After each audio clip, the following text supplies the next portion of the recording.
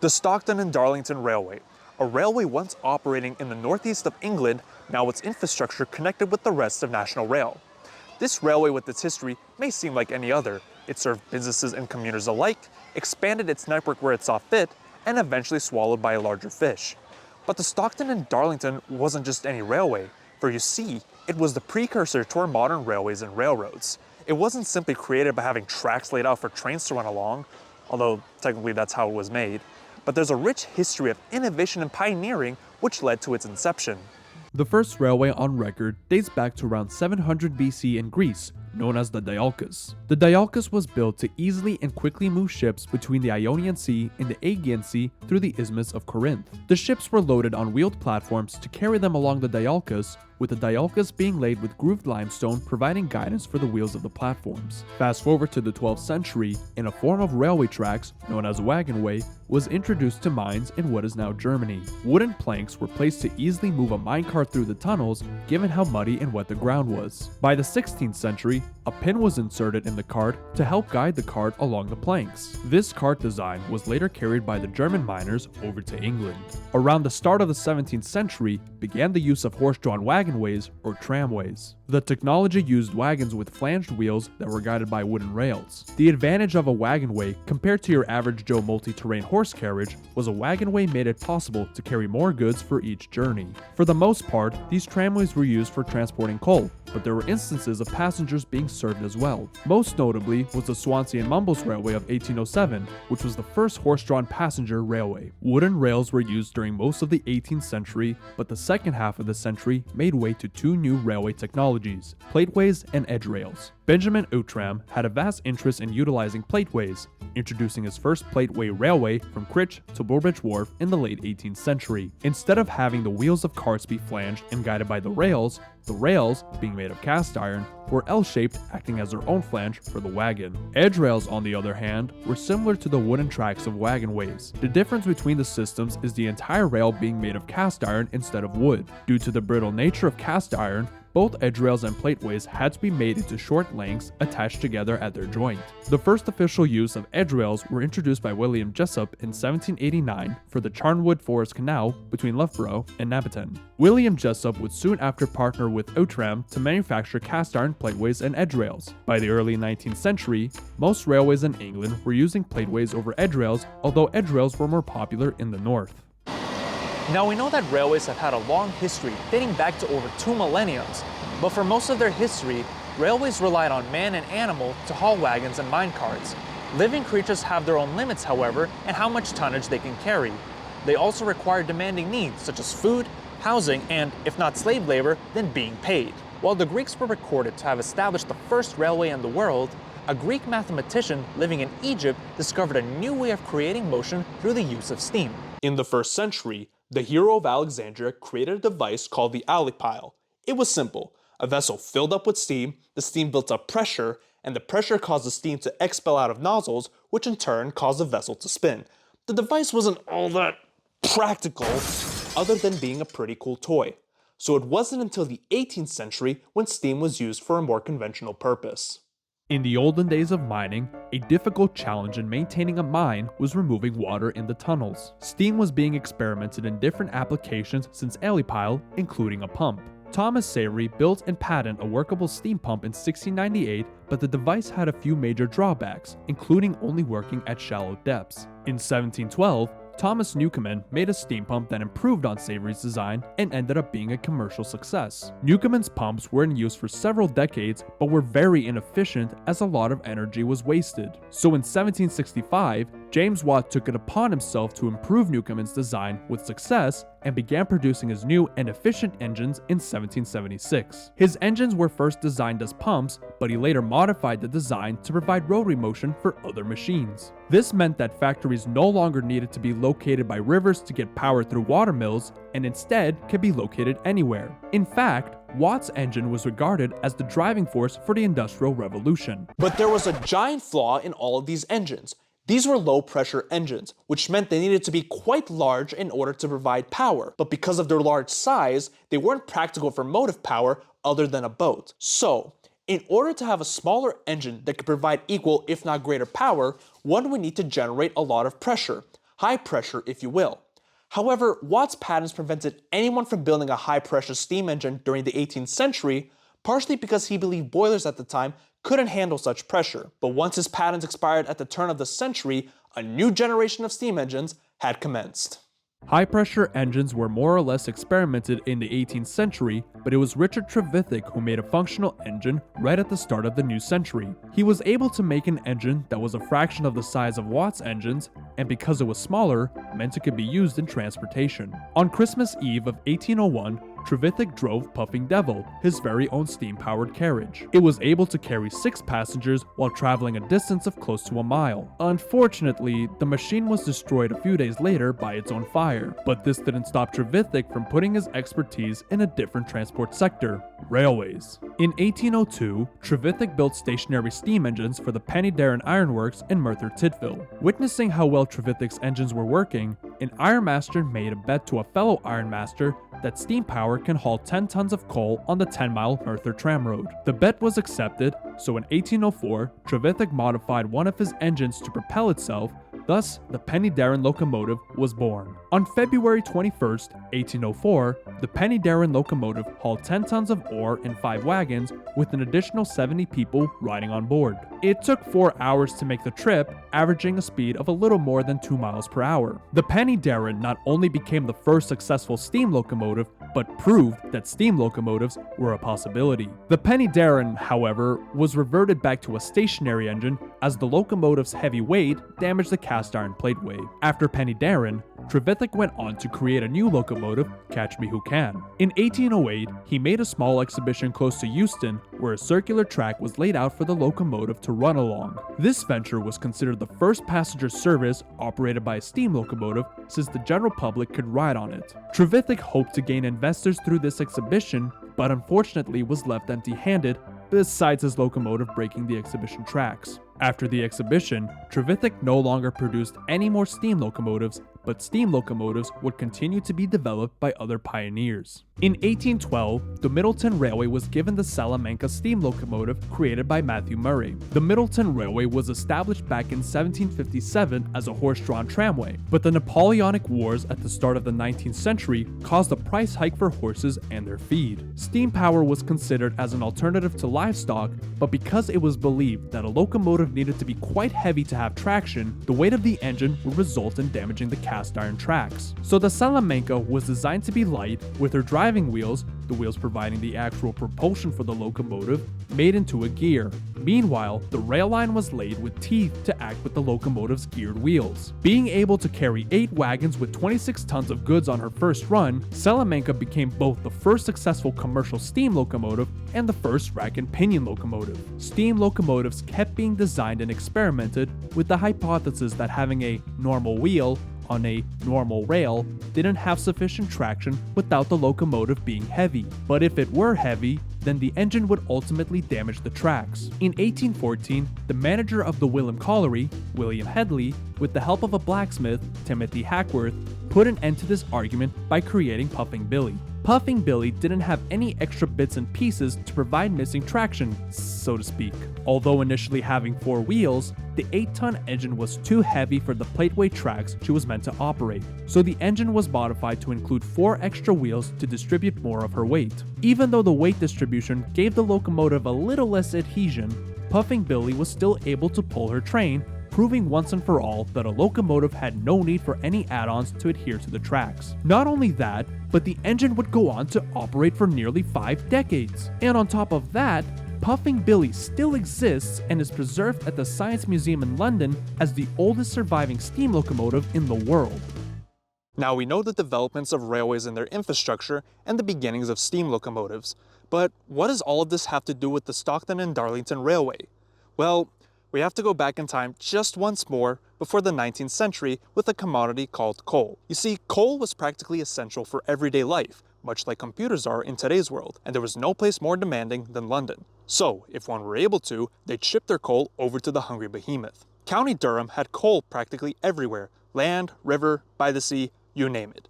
Coal collieries that were located by bodies of water can easily transport their coal by the body of water, while those inland had to first transport their coal to the body of water for further shipment. Packed horses and horse carts were used, but they weren't all that efficient, so there needed to be a better way to ship the coal to the broader market.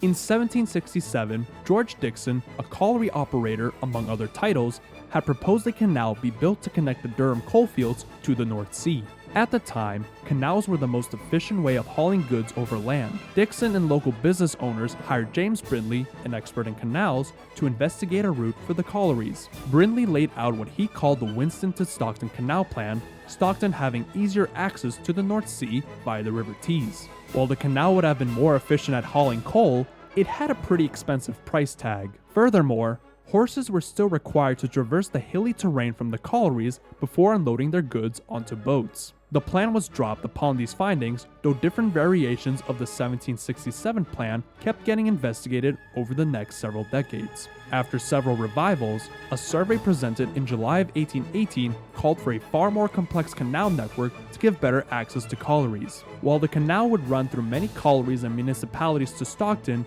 it would miss a key influential town, Darlington.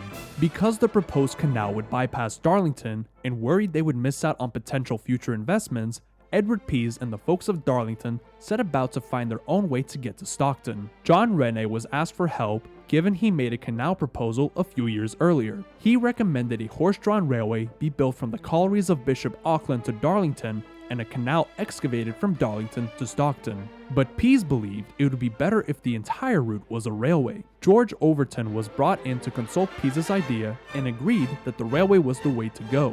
Overton went on to plan the railway, proposing a route from the Etherley Colliery by Bishop Auckland to Stockton, by Shildon and Darlington with some branch lines. Thus, in November of 1818, the Stockton and Darlington Railway was formed. The company needed to get an act of parliament which would give permission to build the railway. It took some hurdles to get the bill through, including the Earl of Darlington trying to sabotage the railway from ever touching his fox hunting land. But on April 19, 1821, after Parliament approved the bill, King George IV gave the Stockton and Darlington Railway royal assent.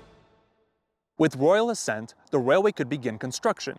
It was going to be your run-of-the-mill horse-drawn railway like all the others that have been built thus far.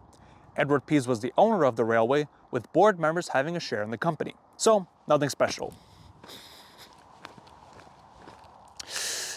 Except, on the very same day that royal assent was given, Pease was greeted at his residence by two men from the Killingworth Colliery. They were the manager of the colliery, Nicholas Wood, and the colliery's engineer, George Stephenson. Pease invited the two men into his home, where Stephenson and Pease discussed the prospects of the new railway. It was at this meeting that George Stephenson, the man history remembers as the father of railways, persuaded Pease into ditching the horse and use steam locomotives instead. George Stephenson had experience in building steam locomotives while working at the Killingworth Colliery. He was inspired by Trevithick's attempts at creating such a machine and drew his designs based on Murray's locomotive at the Middleton Railway. Stephenson's first locomotive was Blue Hare, which he introduced to the Killingworth Colliery in 1814. The locomotive was able to pull a 30-ton train traveling at 4 miles per hour. Blue Hare's success allowed Stephenson to build more locomotives. So on July 23, 1821, after impressing Pease with the steam locomotives at Killingworth, Stephenson was hired to conduct a new survey for the S&DR suitable for steam locomotives. Stephenson, with the help of his son Robert, surveyed a route that was more or less similar to Overton's route. He presented the plans to the S&DR committee in January of 1822, and with the committee satisfied by his proposal, Stephenson was further tasked to build the railway. However, since his route wasn't entirely based on the route sent to Parliament, portions that were approved were first constructed, while the modifications awaited additional approval. The railway would be single-track with passing loops installed as often as possible. It would utilize edge rails for tracks with a gauge of 4 feet 8 inches, the precursor to standard gauge. Construction began on May 13th of 1822, and 10 days later, Thomas Meynell, a chairman for the S&DR, ceremoniously laid the first rail for the railway at Stockton. Exactly a year after the first rail was laid, Parliament approved the revisions to the plans and allowed the use of steam locomotives, with only the Earl of Darlington rejecting, again because of fox hunting reasons. Because steam locomotives were going to be used, there still existed a problem. Cast iron rails. As mentioned, cast iron is vulnerable to the heavy nature of a steam locomotive. Although he held a patent for cast iron rails, Stephenson opted to use malleable iron instead. Compared to cast iron, malleable iron is lighter, it can be welded together at the joints, but most importantly, it's a stronger material. Bridges were also needed where applicable, most of which were single-span arches designed by George. Two noteworthy bridges were the Gauntless Bridge and the Skern Bridge. The Gauntless Bridge was tackled by George, except he ran into some trouble. The bridge was a lenticular truss bridge made of wrought and cast iron. The initial bridge, completed in October of 1823, was washed away by a flood no less than 2 months when it was erected. After some tweaks to the design, the new Gauntless Bridge was able to hold up. Tackling the River Gauntless was much easier than the scale of the River Skern. Because Stephenson was not well suited for bridge design, Ignatius Bonomi was assigned as the architect for the Skern Bridge. In July of 1824, the Railway Committee approved his design, a single-span arch bridge with a smaller arch on each side, all made with stone. Unlike Stephenson, Bonomi's bridge didn't wash away. Construction was progressing, so the only important thing was to build the steam locomotives and some stationary engines. The steam locomotives would provide the motive power for the majority of the railway, while the stationary engines were responsible for steeper terrain. But there were a few problems from building any of the engines, the first being to establish an actual facility to build the machines. This was supposed to be helped by George's business partner, William Losh. However, Stephenson and Losh shared the cast iron rail pattern, so when Stephenson opted to use malleable iron instead of cast iron, this made Losh, how do I put it lightly? Pissed off. Without his business partner, Stephenson had little money to establish a workshop and no one to build his steam engines. But in June of 1823, George's son Robert took the initiative of founding the Robert Stephenson and Company Limited, establishing an engine shop in Newcastle by August, thanks in part by Edward Pease's contributions. In November, the S&DR had contracted Robert to provide 4 stationary engines for the Brusselton and Etherley inclines, and in September the following year, the railway ordered 2 steam locomotives. However, in 1824, George and Robert were busy being involved in other railway projects both in their homeland and internationally. Because their time was occupied, no one was building the steam engines for the S&DR. Pease was getting frustrated with the delays, so he took it upon himself to hire people capable of running the workshop. A supervisor was needed, and there was no better person suited than the man who helped make Puffing Billy, Timothy Hackworth. More than 2 years after Robert Stephenson and Company was founded, on September 16, 1825, the first steam locomotive was complete. George Stephenson initially referred to this engine as active, but as more locomotives were produced, it would eventually be renamed to Locomotion No. 1. The locomotive was designed as an improvement to George's Killingworth locomotives, being able to reach a speed of up to 15 miles per hour. I know, quite a speedy machine. In July of 1825, the S&DR announced the railway's commencement date for the 27th of September that year. When active, or Locomotion No. 1, was completed on the 16th of September, trial runs were conducted to ensure she wouldn't cause any problems on opening day. On the eve of opening day, Edward Pease and his family joined the Stephensons for one last test run of the locomotive. They rode in a passenger carriage connected to the locomotive, nicknamed Experiment. Kind of a fitting name, given that it was literally just a stagecoach with train wheels. But all in all, the locomotive proved herself ready for work. Finally, on the 27th of September, 1825, the Stockton and Darlington Railway had officially commenced. At 7 a.m., 12 wagons of coal were taken from the Phoenix Pit at Whitton Park to the first of 2 stationary engines. The first engine helped to lift the wagons up the north bank of Etherley before lowering them on the southern bank at West Auckland, where a wagon of flour joined the train. The cars were then hauled by horses over the Gauntless Bridge before replaced by the second stationary engine. The wagons were hauled up Brusselton from the west and down in the east to Shildon, where Locomotion No. 1 was waiting. At Shildon, close to 40 wagons were hooked up to the locomotive. The train had wagons of coal, the wagon of flour, the passenger coach Experiment, and wagons with seats for passengers. The train was meant to hold 300 paying passengers at a time, but ended up carrying far more, with some not paying for the inaugural ride. Passengers were practically in every wagon, even the coal-filled cars, while the S&DR committee members sat in Experiment. In total, the train weighed anywhere between 80 and 90 tons. George was the engine driver, while his brother James was the fireman. Timothy Hackworth was the guardsman, and other workers were brakemen. At 10 a.m., the locomotive set off for Darlington. It didn't go without some delays, however. First, a wagon kept on derailing, so it needed to be put in a siding. In that process, a bystander got hit by the wagon, but thankfully they weren't badly injured. When the train was running again, it eventually came to a halt as her feed pipe was clogged. George was able to clear the pipe with ease, and the train made its way to Darlington without any more trouble. At Darlington, 6 coal wagons were uncoupled for distribution, and some people disembarked the train to make their way towards free food and brews in the town. The train left Darlington at 12:30 and made its way to Stockton. As some people had disembarked in Darlington, more people boarded the train, totaling anywhere above 700 passengers, overcrowding the train. It was so overcrowded, at one point, someone had lost their grip from hanging off a wagon. They fell off and got their foot run over by the train, but the locomotive puffed on. The train dropped some more wagons off at Yarm before arriving at Stockton by 3:45 in the afternoon. Interestingly,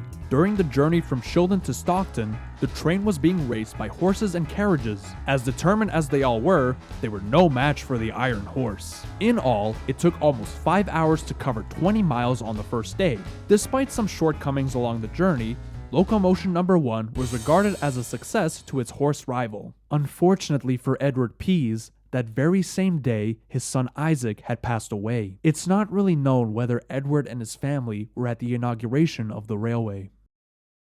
The first day went as well as anybody could hope for. So, the S&DR went on to have a happily ever ending, right? Oh, you sweet child. How naive of you. Unfortunately, the railway had problems even before locomotion had made her debut, the first being money. During construction, the company had incurred debt, and once it was operational, it had to pay those debts off. Measures were taken to alleviate its burdens, such as contracting the engine driver, whereas the engine driver was responsible for paying for the firemen and the fuel of the locomotive out of their own paycheck. By August of 1827, the company had paid off its debt so it could really begin making its history. Almost. The early locomotives of the S&DR, for which there were 4, were not all that reliable. It was so bad that George Stephenson ended up creating the dandy cart, a cart that was pulled by a horse while pulling a wagon of goods up a hill, and the horse would rest in the dandy cart as the train was going down. In November of 1827, Timothy Hackworth convinced the railway committee that he could build a locomotive that would be reliable compared to the others. Hackworth successfully built Royal George, a much more reliable locomotive. Until its flue exploded a few months after its inception. Until 1829, almost every locomotive had some major incident. One such incident happened on July 1st of 1828 when locomotion exploded at Aycliffe, killing her driver John Creed. Hackworth was hacking away at repairing but also improving the S&DR's locomotives. It was thanks to Hackworth's diligence that ultimately led to ensuring the reliability of the steam locomotives. Aside from locomotive and cash problems, the railway was expanding. One notable expansion came in December of 1830 when the railway began running an extension to Middlesbrough. At that time, the Tees at Stockton wasn't deep enough for ships to traverse the river. To solve this obstacle, Joseph Pease, who took charge of the S&DR from his father Edward, looked towards establishing a port at Middlesbrough. Some opposition came with this proposal, including from the Tees Navigation Company, who would lose money if a bridge was erected, blocking boat traffic towards Stockton. In the end, the railway made its way to Middlesbrough by including a bridge that was high enough to have sufficient clearance for ships. Although a steam locomotive was used to carry passengers on Inauguration Day, it would take a few years before any more passengers were hauled by machine.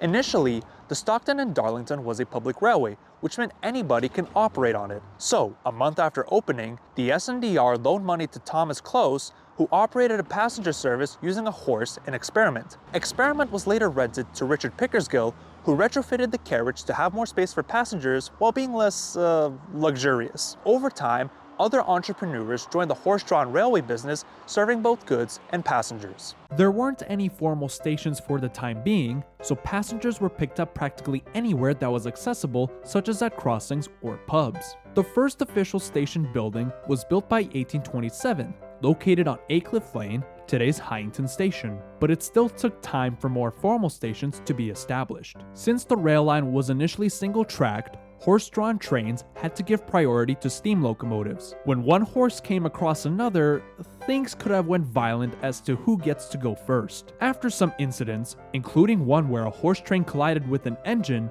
in October of 1833, the S&DR had bought out these horse carriers, making the railway privately run. Railways had been shaping England outside of the S&DR by the 1830s. Most notably was the Liverpool and Manchester Railway, opening on the 15th of September 1830, connecting the two namesake cities. While the S&DR had only initially used steam locomotives for goods trains, the LNMR was the first railway to run steam locomotives exclusively from the start. Meanwhile, the S&DR continued to expand and upgrade its network. By 1832, the single-track line from Brusselton Bank to Stockton was upgraded to double-track. Locomotives exclusively hauled passengers and goods among the railway by April of 1834, and when the S&DR did take full responsibility for passenger service, they also began to make formal stations for its riders. They also brought in passenger carriages more fitting for the railway than stagecoaches with train wheels. And with evolved rolling stock, also came better steam locomotives. Steam locomotive technology had practically skyrocketed with various innovative features. For instance, in 1830, Hackworth produced Globe, a locomotive used for the opening of the S&DR to Middlesbrough. Globe was used for passenger service, supposedly capable of reaching 50 miles per hour, more than three-folds of locomotion speed being built only 5 years prior.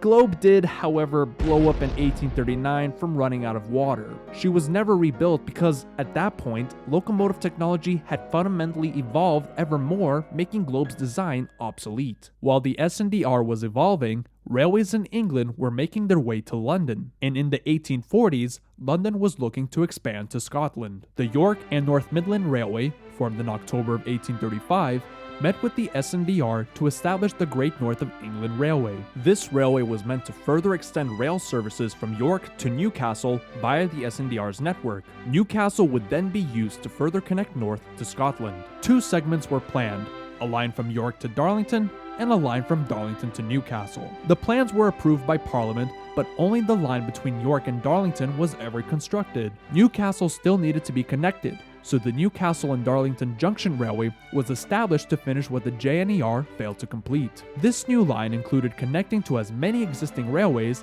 except for the S&DR. Joseph Pease urged to have the proposed line run on the S&DR instead of a new segment running parallel to the railway. Unfortunately for him, the new bill left out the S&DR and received royal assent in June of 1842, with a later bill scrapping the remaining JNER plans. Despite missing out on the 1842 Act and struggling financially in the 1840s, in part from leasing various railways, the S&DR persevered.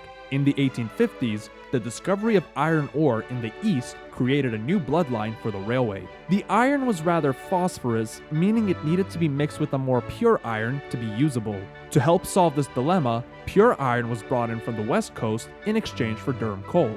The initial route used was rather slow, requiring to go around the Pennines via Newcastle. To speed up operations, the South Durham and Lancashire Union Railway and the Eden Valley Railway were constructed and opened in the early 1860s. They connected the S&DR with what is now the West Coast Main Line through the Pennines rather than around. By the 1860s, the S&DR had amassed different railway lines through expansions and amalgamations, including the two lines through the Pennines. It was big enough to establish its own carriage works and later a locomotive shop. In 1854, the Northeastern Railway was incorporated by combining several existing railway companies into one, with the S&DR interested in joining. So on July 13, 1863, with a 200 route mile network, the Stockton and Darlington Railway became a part of the Northeastern Railway.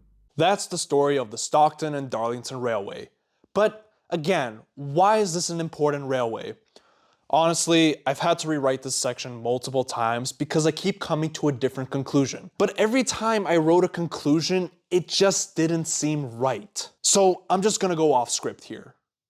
Wait, are you serious?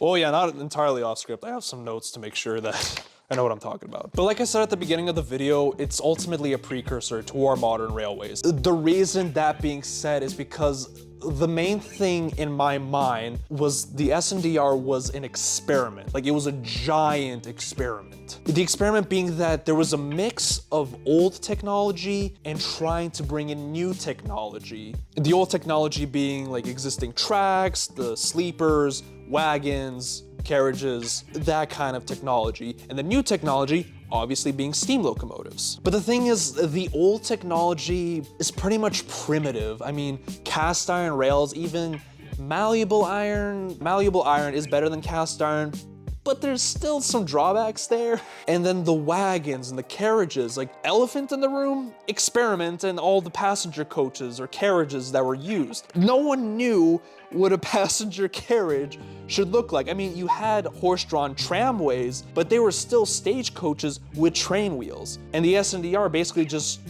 copy and paste. There wasn't anything new. This was old, primitive tech. You had old track infrastructure, you had old wagons and coach designs, and you throw a steam locomotive in there to use all of that. But kind of the cherry on top is the steam locomotives. The steam locomotives were so unreliable. They were so unreliable at the beginning.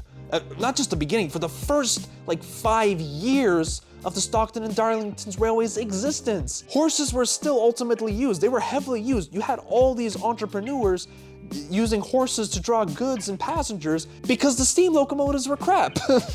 And that's why people, they argue that the S&DR wasn't the birth of the modern railways, and they look over at the Liverpool and Manchester Railway because that railway from the beginning used only steam locomotives. They did not use any horses whatsoever. S&DR was a bit of a mess. It was a mix of a lot of horses, very little steam locomotives. But of course, eventually, steam locomotives proved to be worthy. But this is why I say that the S&DR is a precursor to the modern railway. It wasn't the birth. You know, we can argue if it was the birth, but I think it's more appropriate to say it's a precursor because it was this experiment of a giant rail network, an experiment of using this new technology. It has been used elsewhere, but not at this scale. And it was a precursor because there was some shortcomings which really made people kind of wonder, like, are steam locomotives really the next step forward? Because I think at the end of the day, what really helps to define the modern railway is steam power, right? For a long time, we had animals, man, carrying stuff, but I think the steam locomotive was the thing that brought us to the modern railways. But the S&DR really didn't, I don't think it captured as well as some other railways. Like I said, Liverpool and Manchester. But I still think it is important because, again, it was a giant experiment.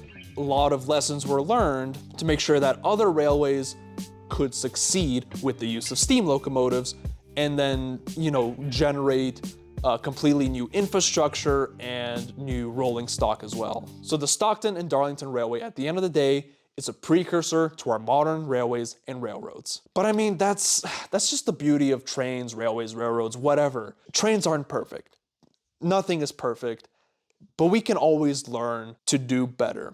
The S&DR did operate independently when joining the NER until the mid-1870s. The railway had continued to expand even beyond its own independence until the end of the 19th century. But for all it created, many elements of the S&DR's empire wouldn't survive past the 20th century. The NER joined the London and Northeastern Railway in 1923, one of the Big Four railways established from the Grouping Act of 1921. Nationalization of Great Britain's railways came in January of 1948, where all railways became part of British Railways. Traffic patterns had shifted about for former S&DR lines during the changes in management. By the 1950s, however, rail services had been withdrawing while steam locomotives made way to diesel and electric trains. In 1963, the chair of British Railways, Dr. Richard Beeching, published the Reshaping of British Railways report, which has been referred as the Beeching Acts. The report included the dismissal of many former S&DR lines and stations